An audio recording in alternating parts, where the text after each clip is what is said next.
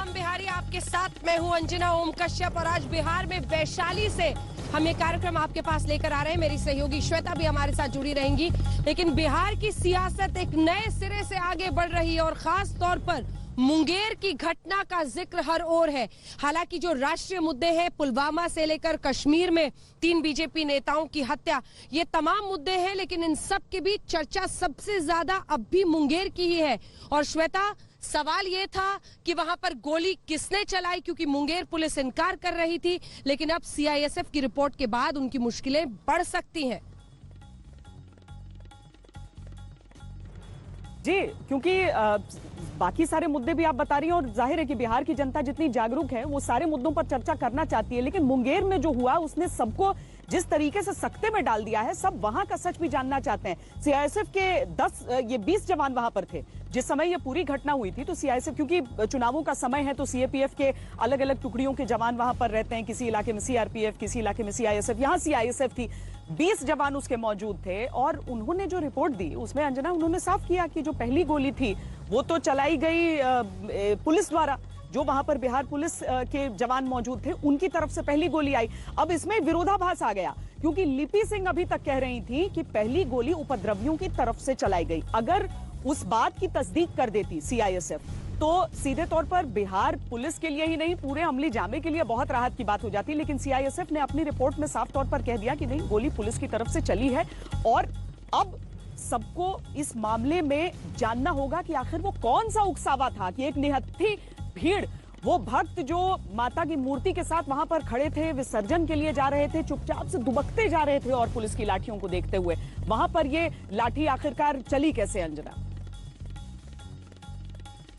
में पूरब सराय थाने के बाहर राख का अंबार लगा है। कुछ गाड़ियां राख हो गई हैं, थाना राख हो गया है। हालात बता रहे हैं कि उस वक्त का मंजर कैसा रहा होगा जब 500 से ज्यादा उपद्रवियों ने थाने पर हमला बोला था। जो उपद्रवी तत्व हैं उन्होंने जमकर बवाल काटा और कई थानों को आग के हवाले कर दिया और कई थानों में जो है वो तोड़फोड़ मचाई। इस वक्त हम आपको जो तस्वीरें दिखा रहे हैं, ये आप देखिए पूरब सराय आउटपोस्ट थाना है। इस थाने के गेट पर ही जो है ये गाड़ी जली हुई है पुलिस की, तो इसको अब यहाँ से जो है हटाया जा रहा है। बवाल मचाया जा रहा था शरारती लोगों के द्वारा। थाने में भी उन लोगों में घुस गए। 140 राउंड जो गोलियां हैं एसएलआर और इंसास की, वो लूट लिया। उपद्रवियों ने सिर्फ आगजनी नहीं, बल्कि उन्होंने थाने से एसएलआर की 100 से ज्यादा जिंदा कारतूस और इंसास राइफल की 40 से ज्यादा जिंदा कारतूस लूट ली। बैरक में घुस के जो पर्सनल सामान, एटीएम कार्ड, पैसा, मैगजीन था सैफ जवान का, गोली था, राउंड था, ये सारा चीज लूटपाट है। यही हाल उपद्रवियों ने थाना मुफस्सिल का भी किया। इस वक्त हम मुंगेर जिले के मुफस्सिल थाना में मौजूद हैं, जहां पर कल उपद्रवियों ने जमकर उत्पात मचाया, बवाल काटा। और आप तस्वीरें देखिए किस तरीके से जो असामाजिक तत्वों ने 1 दर्जन तकरीबन गाड़ियों को आग के हवाले किया। कई मोटरसाइकिल्स को आप यहाँ पे देखिए तो जला दिया गया। और फिर थाने के अंदर भी पत्थरबाजी, तोड़फोड़, ये देखिए, देख सकते हैं किस तरीके से थाने के अंदर यहाँ पे आप देख सकते हैं तोड़फोड़ किया गया है। तस्वीरें भयानक हैं और अब आगे हालात न बिगड़े, इसके लिए मगध के डिविजनल कमिश्नर जांच के लिए मुंगेर पहुंच चुके हैं। जांच जारी है, लेकिन इस जांच के बीच सीआईएसएफ ने जो रिपोर्ट सौंपी है वो मुंगेर पुलिस की परेशानी बढ़ाने वाली है। सीआईएसएफ ने कहा है कि दुर्गा विसर्जन के दौरान पहली गोली पुलिस ने चलाई। पुलिस के गोली चलाने के बाद लोगों ने पथराव शुरू कर दिया। लोगों को शांत करने के लिए करीब 13 राउंड गोली चलाई गई। सीआईएसएफ की रिपोर्ट मुंगेर की एसपी रही लिपि सिंह की मुसीबत बढ़ाने वाली है, क्योंकि उन्होंने कहा था कि पुलिस ने गोली नहीं चलाई बल्कि उपद्रवियों ने फायर किए। अब मुंगेर की हिंसा चुनावी सियासत की धुरी पर नाच रही है। मुंगेर से रोहित कुमार सिंह के साथ आज तक ब्यूरो। ये मामला इतना सहज सरल सीधा नहीं है। अब देखिए अंजना, जिस तरीके से इन पुलिस थानों को जिनमें आग लगाई गई, वहां पर किस तरीके से कारतूसों को लूट लिया गया। और चुनाव के समय ये अपराध की तरफ इशारा करते हैं। बहुत बहुत बहुत ही सीरियस चीज है।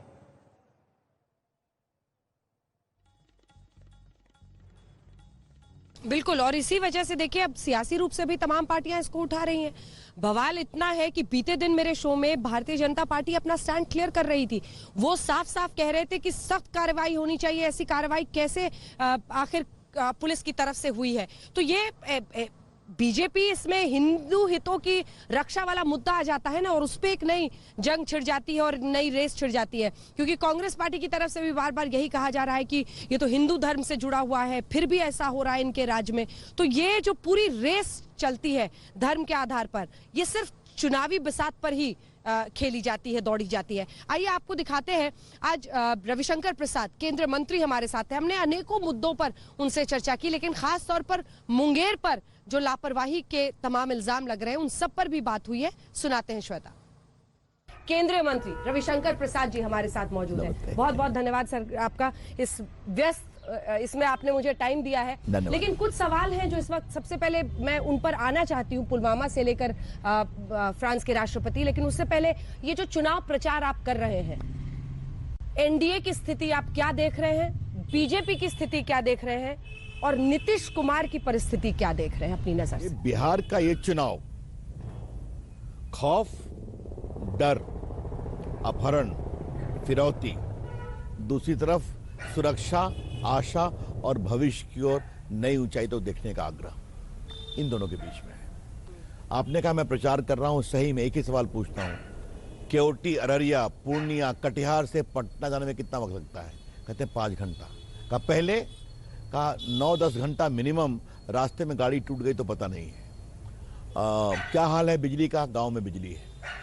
लोग आजकल वीडियो से स्मार्टफोन खुलते हैं, फोटो खींचते हैं। हमने कहा ये बताओ, देश का आईटी मंत्री का एक सवाल है, अच्छा लगता है हाथ में स्मार्टफोन है, लालू जी के राज में दिखाते का जहाँ जीना सरकार छिना जाती हल।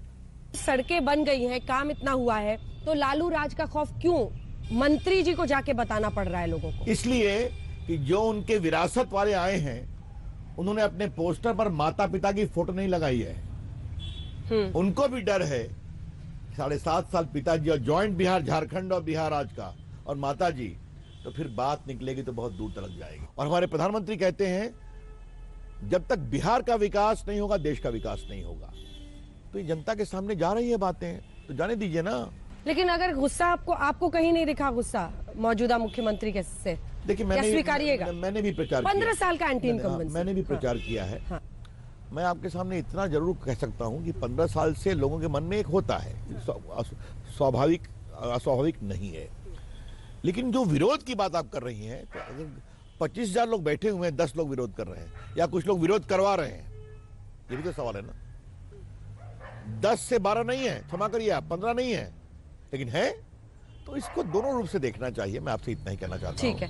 अब सर मैं जरा पुलवामा के मुद्दे पर अब आना चाहती हूँ, क्योंकि पाकिस्तान में संसद में ही जब खुद उनके मंत्री ने कहा कि पुलवामा हमने कराया था, उससे पहले एक साहब बता रहे थे कि कैसे फॉर्मर स्पीकर कि शाह महमूद कुरैशी डर के उन्होंने अभिनंदन को छोड़ा था। और अब आपकी पार्टी कह रही है कि जो सबूत गैंग है वो अब चुप हो जाए। क्या इससे परिवर्तन हो जाएगा वाकई उनकी सोच में? इसको किस तरह से देख रहे हैं आप? देखिए, ये सबूत गैंग जो है ना, इसको न भारत की सुरक्षा की चिंता है, न भारत की सामरिक नीति की चिंता है। इनको चिंता है नरेंद्र मोदी को एम्बैरस करना, बस। डबल इंजन में लेकिन क्या बाधा ये मुंगेर का मुद्दा बनेगा? क्योंकि मुंगेर, जिस तरह से मुंगेर कांड, दुर्गा विसर्जन के दौरान गोली चलना, एक अनुराग पोद्दार 18 साल के लड़के की मौत, आपको लगता है इसके साए में पहले दौर का मतदान हुआ है और विपक्ष इसको आगे आने वाले 2 फेजेस में भी उठाएगा? बड़ा मुद्दा बन रहा है, लापरवाही का आरोप लग रहा है। देखिए, मैंने साफ कहा है कि ये घटना दुर्भाग्यपूर्ण है, कि नहीं होनी चाहिए थी। मामले की जांच चल रही है, होने दीजिए, उचित कार्रवाई होगी। जो पोद्दार लड़का का लड़का मारा गया, मेरी बहुत संवेदना है अनुराग के लिए, बहुत संवेदना है। विसर्जन में काम हुआ, इसके पीछे कौन सारे तत्व थे, क्या खुराफात हुई, उसकी जांच होने दीजिए। और मैं आग्रह करूंगा विपक्ष के लोगों से भी कि ये एक पीड़ादायक सवाल है, इस पर बिहार की राजनीति को न चलाइए। आपके पास अगर मुद्दे नहीं है तो और मुद्दे ढूंढिए। लेकिन इसमें ट्विस्ट है ना सर, इसमें यह आरोप लग रहा है कि आप हिंदू हितों की बात करने वाली एक ऐसी पार्टी, उसके राज्य में दुर्गा विसर्जन के दौरान एक 18 साल के लड़के की गोली लगकर मौत हो गई। देखिए, मैं पहले कहता हूं, कोई भी सरकार है उसका काम सबों की चिंता करना है, क्या हिंदू क्या मुसलमान। लेकिन दुर्गा पूजा के समय घटना हुई है, ये नहीं होनी चाहिए, मैंने आपसे स्वयं स्वीकार किया।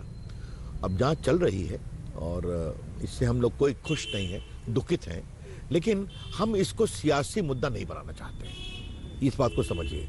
पर बीजेपी और जेडीयू का रवैया क्या अलग है? वो आरोप ये लग रहा है कि बीजेपी की तरफ से आप, गिरिराज सिंह सब कह रहे हैं कि बहुत बुरा हुआ, दूसरी तरफ जेडीयू की तरफ से एकदम चुप्पी थी। लिपि सिंह एसपी जो है वो आरसीपी सिंह की बेटी थी, इसलिए प्रोटेक्ट हो रहा है। ये तमाम आरोप लगा। देखिए मैं आप जानती हैं कि मेरा टिप्पणियों का एक स्तर होता है। जब एक बार मैं कह रहा हूं कि जांच चल रही है, चुनाव आयोग ने भी हस्तक्षेप किया, उस जांच की प्रतीक्षा करिए। किसी नेता की बेटी होना, आईपीएस होना गलत है क्या, आईएएस होना गलत है क्या? ये ठीक नहीं है। लेकिन अगर किसी की भी कमी हुई तो जांच के बाद जो भी उचित कार्रवाई निर्देश की आवश्यकता होगी उसके बारे में विचार किया जाएगा। लेकिन अभी मैं ये कहूंगा कि चुनाव के समय माहौल ऐसे ही तनावपूर्ण होता है, तो उस समय इस मामले पर शांति करने की जरूरत है। और मैं उम्मीद करूंगा मुंगेर के लोगों से भी कि हमारी बहुत सहानुभूति है उस पोद्दार परिवार को जो हुआ है। अब जरा इंक्वायरी की प्रतीक्षा करिए और हम लोग मिलकर वहां शांति की प्रार्थना करें और शांति का प्रयास भी करें। कितनी सीटें आप देख रहे हैं और बिहार के चुनाव के नतीजों को आप पूरे इंडिया के नतीजों पर कैसा असर देख रहे हैं? क्योंकि देखिए बहुत क्रूशियल है, कोरोना के वक्त पर ये चुनाव हो रहे हैं और जिस तरह की परिस्थितियां, कई राज्य आपके हाथों से फिसले हैं, ऐसे में बिहार क्रूशियल है। देखिए पहली बात आप जान लीजिए, काफी राज्य सरकारें हम लोग जीती भी हैं, तो एक दो में हार हुई है, मैं मानता हूं। देखिए पहले तो बिहार के वोटर्स का मैं अभिनंदन करता हूं। तमाम कोरोना की चुनौतियों के बावजूद वो बड़ी संख्या में निकले।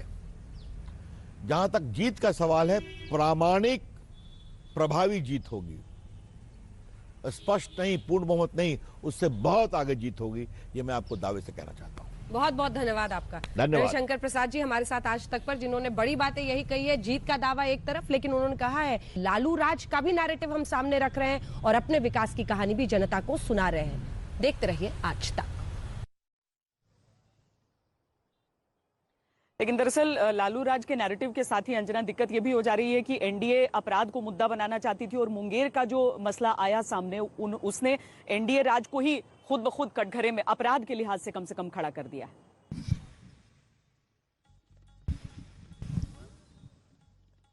बिल्कुल, लेकिन अब जरा बात मुंगेर से निकलकर वैशाली की करते हैं। मैं यहाँ पर मौजूद हूँ और आप श्वेता कुछ दिन पहले यहाँ पर आई थी, अशोक स्तंभ की रिपोर्ट आपने दिखाई थी, लेकिन आज मैं ये शो विश्व शांति स्तूप के आगे से कर रही हूँ। बड़ा दुख होता है क्योंकि जिस तरह से एक अंतर्राष्ट्रीय धरोहर है, सोचिए जो विश्व शांति स्तूप विश्व में है, उनमें से एक यहाँ पर मौजूद है। पास में वो अशोक स्तंभ, भव्य तस्वीर, लेकिन सिर्फ उसके आसपास की सफाई है। आप सड़कों की हालत देखिए, एक साइन बोर्ड नहीं दिखता है। जिस तरह का मुझे लगता है कि किसी दूसरे मुल्क में, किसी दूसरे देश में अगर इस तरह की साइट्स रहती तो न जाने पर्यटन का क्या स्तर होता।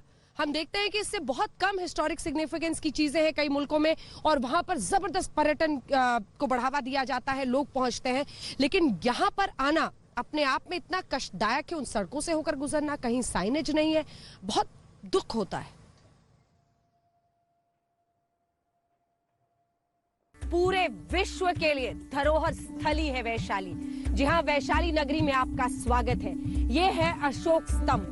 सम्राट अशोक ने बौद्ध धर्म अपनाने के बाद इसे बनाया था, शांति का संदेश देने के लिए। लिए चलेंगे आपको विश्व शांति स्तूप के पास भी। बौद्ध धर्म में जो 6 शांति स्तूप हैं, उनमें से एक यही वैशाली में है। लेकिन सवाल तो ये है कि चुनाव आए हैं, क्या पर्यटन को आगे ले जाने के लिए, वैशाली को एक बड़े पर्यटन स्थल के रूप में आगे बढ़ाने के लिए, वो सपना जो पूरा होना है, उसका हमेशा लोगों को इंतजार करना पड़ेगा। यहाँ जानते हैं वैशाली की जनता से। के सामने हम खड़े हैं, बौद्ध धर्म के जरिए शांति का प्रचार, लेकिन इसी के साथ क्या वैशाली का हो पाया है विकास? कुछ पर्यटक जो यहाँ पर आए हैं उनसे बातचीत करते हैं। बात कही जाती है कि पर्यटन का स्थल यहाँ बड़ा बन पाएगा, ये आपको वैसा लगा यहाँ पर? जी बिल्कुल नहीं, केवल नालंदा का विकास हुआ है, वैशाली का नहीं। यहाँ का विकास उतना नहीं हुआ है जो कि होना चाहिए। सिर्फ नीतीश कुमार अपने वो सिर्फ नालंदा को ही देखते हैं, उसके सिवा बिहार में कहीं और नहीं देखते हैं। बिल्कुल नाकाम है। जो रघुवंश बाबू का देन है कि यहाँ कुछ विकास हुआ, जो अभी अधूरा पड़ा हुआ है। नीतीश जी का एक भी कार्य यहाँ कुशल नहीं है। जब विकास होगा तभी ना लोग देखने आएगा, विकास है नहीं तो क्या आएगा देखने के लिए। आपको लगता है कि जो एक पर्यटक स्थल के तौर पर इसको हम लोग बना सकते हैं, अशोक स्तंभ है यहाँ पर, विश्व शांति स्तूप में, ऐसा कुछ हुआ? जी ऐसा कुछ नहीं हुआ है, ऐसा यहाँ पे कोई विकास हुआ ही नहीं है अभी तक। पहले था बट अभी कुछ इशू नहीं है, ऐसा अभी तक काम ही नहीं चल रहा फास्ट। बिल्कुल वैशाली का विकास हो रहा है, बगल में 72 एकड़ जमीन सरकार एक्वायर किया है। बुद्ध अस्थि दर्शन संग्रहालय बन रहा है, बनने के बाद नालंदा विकास के मामले में पीछे रहेगा, वैशाली मेरा आगे रहेगा। वैशाली का अतीत जितना स्वर्णिम रहा है उतना ही विकृत वर्तमान है। यहाँ पर्यटन के नाम पर लोगों को आश्वासन तो खूब मिला लेकिन कोई विकास नहीं हुआ। टूरिज्म का यहाँ बहुत अपॉर्चुनिटी है। अभी हम लोग पटना से यहाँ घूमने आए हैं, कहीं कोई हमने अच्छे से साइन बोर्ड नहीं देखा, कहीं प्रॉपर गाइडेंस नहीं देखा, कोई गाइड नहीं दिखा। तो हम लोग बाहर से जब घूम कर आए तो देख रहे हैं कि बाहर छोटी छोटी जगह पे टूरिज्म को लेकर इतना डेवलपमेंट है और हमारे यहाँ तो इतनी अच्छी अच्छी चीजें हैं। चाहे तो आसपास को डेवलप कर सकते हैं, बहुत लोगों को एम्प्लॉयमेंट मिलेगा। बट पता नहीं सरकार, जितनी भी सरकार आती है उनकी कोई ऐसी पॉलिसी नहीं है डेवलपमेंट को लेकर के, स्पेशली टूरिज्म को लेकर। आपको लगता है कैसा अनुभव, विकास हुआ है यहाँ पर? वैशाली की जो गरिमा है उसके अनुरूप यहाँ कोई विकास नहीं हुआ। तो आपने लोगों की बात सुनी और यही कमोबेश मेरा भी अनुभव रहा। सवाल यही है कि एक स्वर्णिम इतिहास है लेकिन एक स्वर्णिम वर्तमान के बीच में ये जो ऐसी पॉलिटिक्स होती है जिसका सिर्फ एक ही उद्देश्य होता है, सत्ता हासिल करना। जो 5 साल उसके बाद क्या काम होना चाहिए, लक्ष्य पूरा होना चाहिए, श्वेता, उस पर ध्यान नहीं देती, वही जिम्मेदार है। भगवान बुद्ध हैं, भगवान महावीर की का जन्म स्थान वैशाली बताइए, और इस हाल में रहता है वहां पर। लेकिन अंजना में मनेर भी गई। मनेर में एक तो लड्डू फेमस है, दूसरा चूंकि हम धर्मों की बात कर रहे हैं तो यहाँ पर सूफी सोच की शुरुआत भारत में वहीं से हुई है। मनेर शरीफ कितने लोग जानते हैं? कोई नहीं, लेकिन राजनीति खूब है यहाँ पर। ये रिपोर्ट देखते हैं।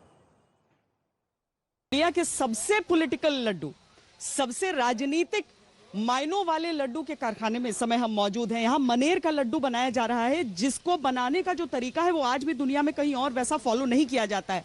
ध्यान अगर आप देंगे तो यहाँ पर पूरी तरीके से आपको कहीं पर भी गैस कनेक्शन नहीं दिखेगा। यहाँ जो है वो आज भी ये लकड़ियां, कोयले जलाकर लड्डू को यहाँ पर उसकी पूरी चीजें तैयार की जाती हैं।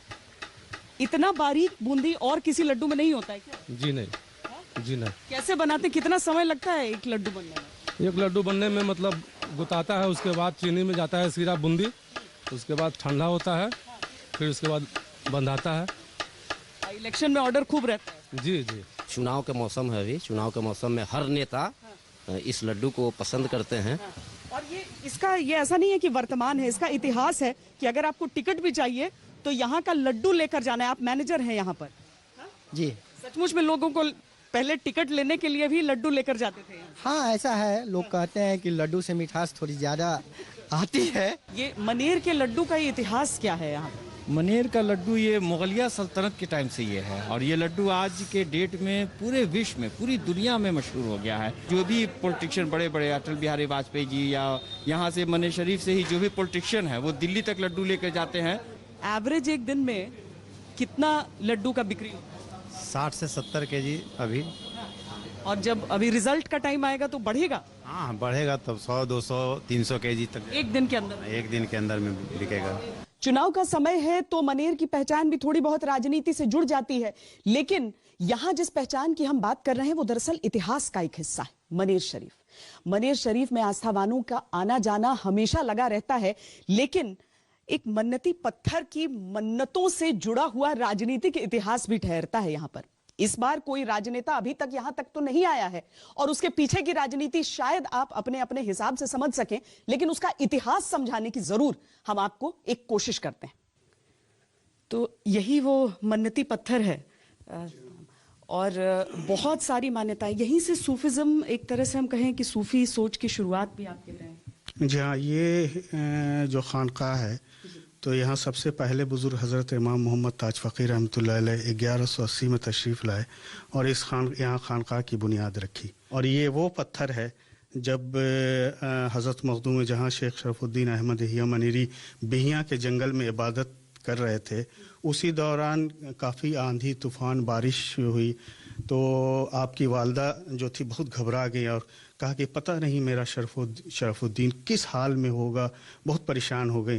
तो ये आंगन में रखा हुआ पत्थर था, इस पर आप फौरन अपीयर हो गए और अपने वालदा को आवाज़ लगाई कि आपका शरफुद्दीन यहाँ हाजिर है। और ये गंगा जमनी तहजीब की एक बहुत बड़ी मिसाल मनेर शरीफ है। मन्नती पत्थर खासकर आजमाने के लिए बहुत सारे नेता भी आते हैं। हाँ, वो लोग आते हैं और माशाल्लाह से बहुत लोगों की मन्नत पूरी हुई है। उन्होंने पत्थर को उठाया है, उनकी मन्नत पूरी हुई है, तो वो यहाँ दरगाह पे चादर चढ़ाया है। प्राचीन इतिहास का रसूख, राजनीतिक इतिहास का विवाद और उस सब के बीच एक बेहतर वर्तमान तलाशता हुआ बिहार। कैमरा पर्सन सैयद मोहसिन के साथ श्वेता सिंह, मनेर आज तक। वैसे अंजना, मुझसे ये मन्नती पत्थर उठ नहीं पाया था, दोबारा कोशिश करने के लिए जाऊंगी एक बार, लेकिन अभी हम बिहारी में इतना ही। वैशाली से अंजना के साथ राज तिलक रात 8 बजे जरूर देखिए। अभी एक ब्रेक, देखते रहिए आज तक। नमस्कार, मैं हूं अंजना ओम कश्यप। हमें उम्मीद है ये वीडियो आपको पसंद आया होगा। लेटेस्ट खबरों के लिए यूं ही देखते रहिए आज तक, और इस वीडियो के पसंद आने पर लाइक, शेयर एंड सब्सक्राइब करना ना भूलें।